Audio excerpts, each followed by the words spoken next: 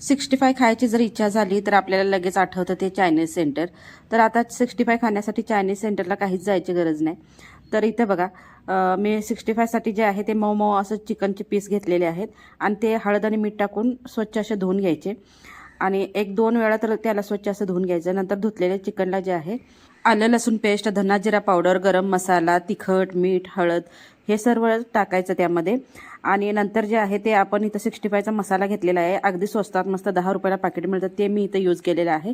हे जर वापरायचे नसेल तर तुम्ही इथं कॉर्नफ्लॉवरचं पीठ जर असेल तर ते देखील वापरलं तरी चालेल. आता जितकं तुम्ही कॉर्नफ्लॉवर घ्याल तितकंच मैदा घ्यायचा. मैद्यानं जे आहे ते खुसखुशीत होतं 65. नंतर थोडासा कढीपत्ता टाकायचा, 1 अंडं टाकायचं आणि व्यवस्थित छान असं त्याला मिक्स करून घ्यायचं. नंतर मिक्स झालेल्या चिकनमध्ये 2 चमचे होईल इतकं दही टाकायचं आणि व्यवस्थित आणि परत मिक्स करून घेऊन एक 10 मिनिटं याला व्यवस्थित छान असं मुरायला ठेवायचं. आता तेल जे आहे ते कडकडीत गरम करून घ्यायचं. नंतर गॅसची फ्लेम जे आहे ते कमी करायची आणि 10 मिनिटं तरी याला व्यवस्थित असं मंद गॅसवर तळून घ्यायचं.